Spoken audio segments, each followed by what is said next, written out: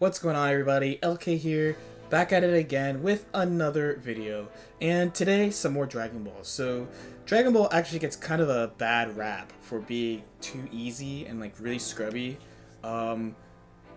Usually, this is kind of misplaced, and I want to spend a couple of videos talking about what's really hard about Dragon Ball. I did talk about some of these things last year, and I put it together in one video, but I want to split them up this time. There's a bunch of things that you could talk about in regards to specifically this game, and I think this game is a pretty good example too because of kind of how polarizing the game is. Like, Dragon Ball is a game, at least from a fighting game perspective, that you either like or you just hate. Like, there's no in between. And a lot of it has to do with the way the game is made. Because as far as the characters, like, we all know Dragon Ball. Like, we all love Dragon Ball. Like, we all watched Dragon Ball as a kid. Even though I don't know who Bardock is, right? I got memed like crazy for not knowing who Bardock was. I did watch DBZ as a kid. I liked DBZ. We all like DBZ.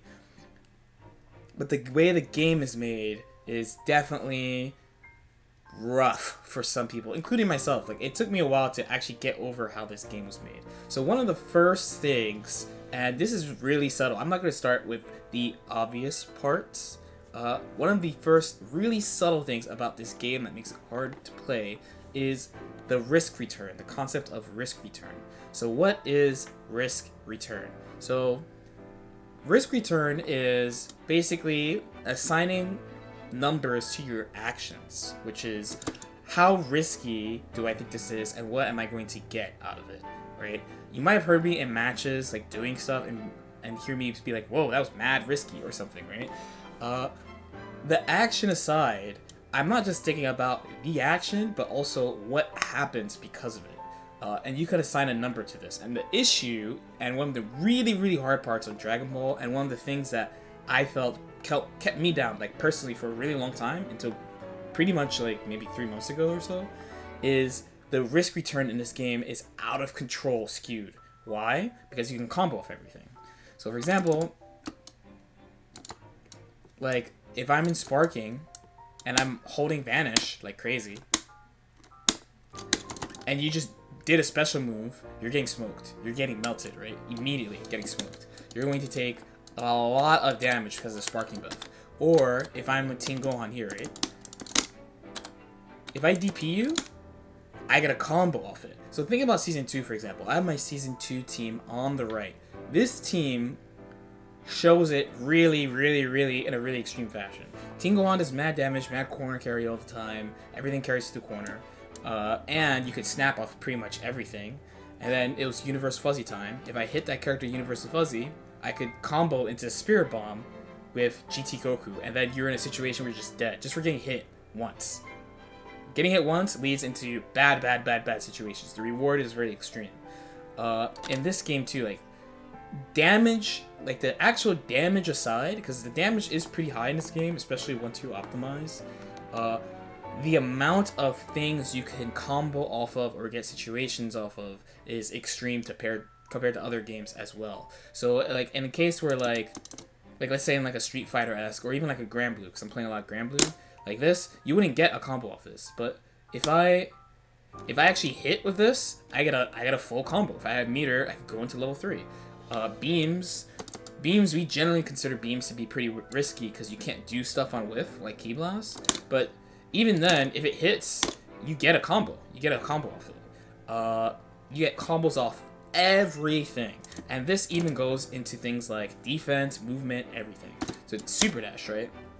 We all complain about Super Dash. If you Super Dash and they hit you, you're going to melt. You're going to take like at least 30% to at most 80%, or maybe die, depending on what resources they have, what characters they're playing, etc. But on the other hand, if you hit them, you get a combo, and if you make them block, depending on what assist you have, you get a mix-up, which could lead to you killing them. The game has a lot of extremes like this.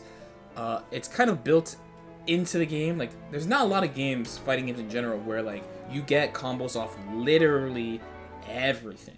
It's very uncommon in a fighting game to have that kind of theme. And when the game is made like that, it's hard and easy at the same time. So it benefits newer players, of course, because you get more consistent return. New players kind of they get like lost in the sauce when you can't combo off stuff. So say like Trunks, right? So say we could not combo off that move. So if I hit with that move, usually you would be like maybe slightly minus or whatever, and you'd have to just do something. And it would take you a while to realize, oh, like this is a situation just like my knockdown situation. It takes a while to realize that. As opposed to if you combo off everything, you just go with the flow in that way, right? The way Dragon Ball handled this is to such a point that there are mechanics in the game that we, like, let's say at higher level, recognize as a strong, really strong option, but because the return is like so crazy if you're wrong, people look at it as bad. So the main culprit of this would be, of course, I was gonna say, right, reflect. So a successful reflect means you can kill the opponent depending on what character you play. I have base Vegeta, right? So he definitely has touch of death off that. That's like a 11-ish, 12-ish frame move, right? So if I reflect and you're minus 12 or worse, I can touch of death you. I can kill you off that. Or if I bait your reflect just a little bit, like if I bait your reflect, you could just melt immediately. And most people are at the point now that if they see a reflect with, they're not going to use like a 2L. They're going to use like a medium normal and melt you. Every single defensive mechanic besides sparking has this kind of risk return. Guard cancel is another one. I think guard cancel is very strong, but you have to use it the right way. If you don't use it the right way, you're going to get either they're going to block it outright or they're going to 2H it and melt your life bar. But if you use it the right way, it's a free out, a back to neutral, etc. The only thing in the game that really is like low risk, I guess, defense-wise, is sparking outright, because you can't punish it on block, which is pretty important. They actually made this pretty well, that you can't punish this on block. You generally can't punish offensive bursts like this in general, and they kind of treat sparking like an offensive burst in this game, so you generally can't punish it, which is good. But it's pretty hard to bait/punish sparking as opposed to all the other defensive stuff.